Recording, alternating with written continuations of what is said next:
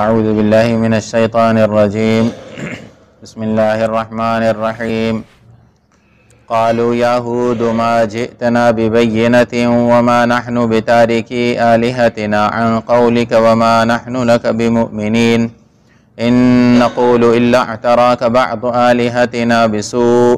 قال انی اشہد اللہ واشہدوا انی بریء مما تشرکون من دونه فكيدوني جميعا ثم لا تنظرون إني توكلت على الله ربي وربكم ما من دابة إلا هو آخذ بناصيتها إن ربي على صراط مستقيم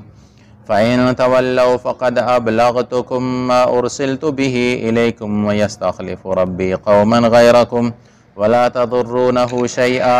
ان ربی على كل شيء حفیظ۔ صدق اللہ مولانا العظیم۔ عزیزان گرامی، 12واں پارہ سورہ ہود چل رہی ہے اور آج اس کی آیت 57 تک ہم نے کچھ آیات تلاوت کی ہیں، لیکن احباب سے تھوڑی سی گزارش کرتا چلوں کہ آج ہم مجلس میں ہماری میں 2 مضمون الگ الگ سے ہیں۔ ایک تو جیسے سلسلے وار چل رہا ہے اس کو ہم تھوڑا سا مختصر کریں گے، اور ایک نیا مضمون جو پیچھے بیان ہو چکا ہے لیکن بعض احباب کے کہنے پر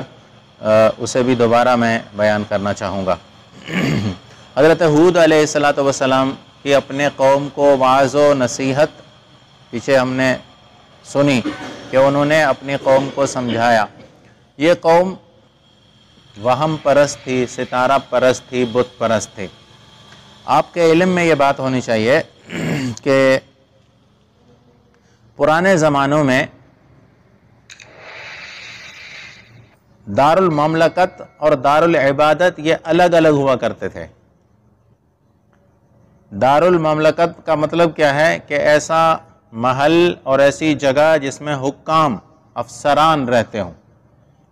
اور دوسرا ہوتا تھا دار العبادت جس کو یہ ہیکل کہتے تھے، جس میں مذہبی پیشوا رہتے تھے۔ آج بھی عیسائیوں کے مذہبی پیشوا ویٹیکن سٹی میں رہتے ہیں، ان کے لیے الگ شہر ہے، وہ رہتے اس جگہ پر ہیں، اور ان کے جو حکام یا حکمران ہیں وہ الگ جگہوں پہ رہتے ہیں۔ تو یہ پرانے زمانے سے دستور چلا ہوا آ رہا ہے، اور جب ایک حکومت دوسرے ملک پر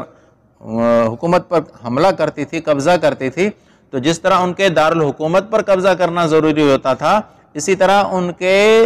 ہیکل پر بھی قبضہ کرنا ضروری سمجھا جاتا تھا۔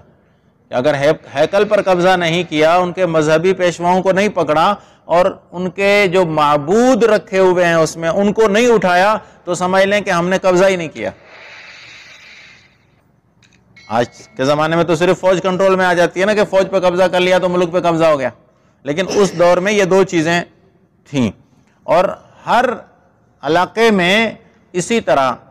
جس طرح گیسٹ ہاؤس بنے ہوتے ہیں سرکاری افسران کے لیے، تو مذہبی تہواروں کے لیے، مذہبی ادائیگیوں کے لیے، مذہبی رسم و رواج کے لیے باقاعدہ ہیکل بنے ہوئے تھے، اور بتوں کو اٹھا کر لے جاتی تھی غاصب حکومت اور قبضہ کرنے والی حکومت۔ تو یہ جو لوگ تھے یہ وہم پرست تھے۔ اب حضرت ہود علیہ السلام نے جب ان کو کہا کہ بھائی آپ جن برائیوں میں مبتلا ہیں اللہ سے استغفار کرو اور اپنی ہٹ دھرمی پر قائم نہ رہو، تو ان لوگوں نے جواب میں حضرت ہود علیہ السلام سے کہا کہ اے ہود، آپ تو ہمارے پاس کوئی نشانی نہیں لائے، اور ہم اپنے معبودوں کو نہیں چھوڑ سکتے تمہارے کہنے کی وجہ سے، اور ہم تیری بات نہیں مانیں گے۔ ہم تو یہی کہیں گے کہ تمہیں لپیٹ میں لے لیا ہے، ہمارے بعض معبودوں نے کسی بری لپیٹ میں لے لیا۔ ان کی رائے یہ تھی کہ حضرت ہود علیہ السلام کو تو ہمارے کسی معبود نے جھپیٹ میں لے لیا، اپنی لپیٹ میں لے لیا ہے، اور اس کی وجہ سے یہ اس طرح کی باتیں کر رہے ہیں کہ اللہ کے سوا کسی کی عبادت نہ کرو۔ یہ تصور دنیا میں آج بھی باقی ہے، آج بھی ہے۔ حضرت طفیل ابن عمر دوسی، یہ حضور کے زمانے کی بات سنا کہ نبی کریم صلی اللہ علیہ وسلم پر جب ایمان لا کر اپنے علاقے میں گئے اور گھر والی کو کہا کہ اشہد ان لا الہ الا اللہ واشہد ان محمد رسول اللہ، تو گھر والی نے اس کو کہا کہ خاموش، تم جو بتوں کے انکار کر رہے ہو، جن جن فلان فلان فلان کا، یہ بزرگ پکڑ کے تمہارا دماغ خراب کر دیں گے، یہ تمہاری عقل پہ قبضہ کر لیں گے، تمہیں پاگل بنا دیں گے. آہستہ بات کرو، ان کو برا بھلا نہیں کہنا. اسی طرح نبی کریم صلی اللہ علیہ وسلم کے کافی سارے صحابہ جب ایمان لے آئے، ان میں سے ایک حضرت صحابیہ حضرت زنیرہ رضی اللہ تعالیٰ عنہ، جب ایمان لے آئیں، ایمان لانے کے تھوڑے ہی زمانے میں اتفاق سے ان کی آنکھیں خراب ہو گئیں اور نابینا ہو گئیں. تو مشرکوں نے کہا کہ دیکھا، اس کو پکڑ لیا، کسی معبود نے اس کو پکڑ لیا جس کا یہ چڑھاوا چڑھاتی تھی، جس کو یہ نظر نیاز دیتی تھی نا، وہ نظر نیاز اس نے بند کر دیا اور اس کو پکڑ لیا اس نے، اس لیے یہ نابینا ہو گئی ہیں. اس لیے انہوں نے دعا مانگی کہ اللہ اب مجھ پر یہ الزام لگ رہا ہے، یہ تہمت لگ رہی ہے مجھ پر، اور اس سے تو مشرکوں کی سچائی ثابت ہو رہی ہے. اللہ میری آنکھیں مجھے واپس کر دے، اللہ جو تیری مرضی سے ہوا ہے اللہ تو مجھے واپس کر دے. اور پھر دوبارہ ان کی نظر ٹھیک ہوئی اور آنکھیں درست ہو گئیں. تو اس طرح کافی سارے صحابہ کرام سے یہ واقعات پیش آئے کہ ان کے گھر والوں نے، ان کے خاندان والوں نے ان سے یہ کہا کہ بھائی وہ پکڑ لے گا تمہیں، جس کے چڑھاوے چڑھاتے ہو نا، اگر اس کو چڑھاوا نہ ملا تو پھر دکان بند ہو جائے گی، چڑھاوا نہیں ملا تو ایکسیڈنٹ ہو جائے گا گاڑی کا، چڑھاوا نہیں چڑھایا، 11ویں کا دودھ نہیں دیا تو بھینسیں مر جائیں گی. عجیب عجیب قسم کی وہم پرستی تھی اس قوم میں، ہمارے ہاں بھی ہے. تو یہ قرآن نے ایسے نہیں بیان کیا، قرآن نے ہمارے کرتوت دیکھ کر بیان کیا کہ تم بھی تو ایسے ہی ہو. تو حضرت ہود علیہ السلام کو انہوں نے یہ کہا کہ ہمارے معبودوں نے، دیکھیں رب اور اللہ ایک ہے سب کا، اس میں کوئی کسی کا اختلاف نہیں. مسئلہ ہے اپنی نیاز مندیاں کس کے حوالے کریں، ڈریں کس سے، امیدیں کس سے رکھیں، اس میں اختلاف ہے. یہ یاد رکھیں، اللہ تعالیٰ خالق ہے یہ سب مانتے ہیں، رب ہونا خدا کا سب تسلیم کرتے تھے. کسی نبی نے اپنی قوم کو یہ نہیں کہا کہ خدا کو ایک مانو، ایک تو مانتے تھے. مسئلہ یہ تھا کہ عبادت کس کی کریں، یہ مسئلہ تھا. عبادت اس کی بھی کریں، ہاں اصل مالک وہی، اللہ نے ان کو اختیارات دے رکھے ہیں، اختیارات ہیں ان کے پاس. یہ عقیدہ تھا، قرآن گواہی دے رہا ہے کہ عقیدہ ان کا یہ تھا کہ اللہ ہے، وہ تو سب چیز اس کے قبضے میں ہے، بس ان کو تھوڑا بہت اللہ نے دے دیا ہے. اب یہاں حضرت ہود علیہ السلام کو بھی ان لوگوں نے یہی کہا کہ بھئی آپ تو کوئی نشانی نہیں لائے. حالانکہ یہ بات بھی پکی ہے کہ نشانیاں تو بہت ساری لائے ہوں گے، کوئی بھی پیغمبر جب دنیا میں آتا ہے تو نشانیاں بہت ساری لاتا ہے. مطلب یہ تھا کہ ہم جو کہیں وہ نشانی لاؤ نا، وہ نہیں لائے. یہ تو قدرت کی مرضی سے ہوتا ہے. اچھا، دوسری بات یہ ہے کہ ہم وَمَا نَحْنُ لَكَ بِمُؤْمِنِينَ، کہ ہم تیری بات نہیں ماننے والے. تو حضرت ہود علیہ السلام نے ان کے جواب میں کہا کہ انی اشہد اللہ واشہدوا انی بریء مما تشرکون، میں اللہ کو گواہ بنا رہا ہوں اور تمہیں بھی گواہ بناتا ہوں کہ میں بیزار ہوں ان سے جن کو تم اللہ کا شریک بناتے ہو. میرا اعلان برات اور اعلان بیزاری ہے کہ میں ان سے بیزار ہوں، میں ان سے الگ تھلگ ہوں، میرا ان سے کوئی تعلق نہیں، میرا ان سے کوئی واسطہ نہیں، اور میں اللہ کو بھی گواہ بنا رہا ہوں، تم بھی گواہ بناؤ. اور پھر آگے فرمایا کہ من دونہ فکیدونی جمیعا ثم لا تنظرون، اللہ کے سوا باقی جتنے بھی ہو نا، تم بھی ہو، سب مل کر میرے خلاف سازشیں کرو اور پھر مجھے تم مہلت بھی نہ دو. انی توکلت علی اللہ ربی وربکم، میں نے تو اللہ کی ذات پر بھروسہ کیا جو میرا رب ہے اور تمہارا بھی رب ہے. دیکھیں یہاں تبلیغ کا انداز یہی کہہ رہا ہے نا کہ رب تو وہ بھی مانتے تھے اللہ کو رب تو وہ بھی مانتے ہیں. جبھی تو حضرت ہود ان کو کہہ رہے ہیں کہ تمہارا بھی رب ہے میرا بھی رب ہے. مسئلہ کیا ہے کہ تمہارا اس پر اعتماد نہیں ہے، میں نے اس پر اعتماد کر لیا. میرا پوری امید ہے، میرا پورا خوف، میری پوری نیاز مندیاں، میری پوری عبادتیں اس کے حوالے، تم اس کو نہیں مان. رب تو مانتے تھے. اور پھر آگے فرمایا وَمَا مِن دَابَّةٍ إِلَّا هُوَ آخِذٌ بِنَاصِيَتِهَا، دنیا میں کوئی جاندار ایسی نہیں کہ جس کی پیشانی اس کے قبضے میں نہیں ہے، ہر چیز پر اس کا کنٹرول اور قبضہ ہے،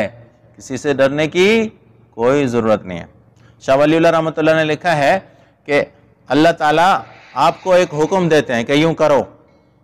اللہ تعالیٰ نے آپ کو حکم دیا ہے، حاکم مسلمان کو، کہ آپ حاکم ہیں، آپ کے پاس قدرت ہے، طاقت ہے. اگر آپ کے مملکت میں کوئی چوری کرتا ہے تو اس کا ہاتھ کاٹ دیجئے. اگر آپ کی ریاست میں کوئی زنا کرتا ہے تو اس کو سنسار کر دیجئے. اگر کوئی قتل کرتا ہے تو اس کو قتل کر دیجیے، ٹھیک، اللہ نے حکم دیا ہوا ہے، لیکن حاکم وقت یہ حکم نامے نافذ نہیں کرتا، اللہ کے ان قوانین کے مقابلے میں کسی دوسرے قانون پر عمل کرتا ہے، یہ اول درجے کا مشرک ہے۔ شرک صرف تھوڑی عبادت میں تھوڑی ہوتا ہے، اطاعت میں بھی تو شرک ہے نا، کہ اللہ کا حکم نہیں مانوں گا، ابے کا حکم مانوں گا، مثال کے طور پر اللہ کا حکم نہیں مانوں گا، معاشرے کا حکم مانوں گا، اللہ کا حکم نہیں مانوں گا، یہودی جو مجھے کہیں گے وہ کروں گا، یہ بھی شرک ہے، یہ بھی شرک ہے، اللہ کے ساتھ شریک کرنا ہے، کیونکہ اللہ کے حکم کی کوئی اہمیت تمہارے دل میں نہیں رہی،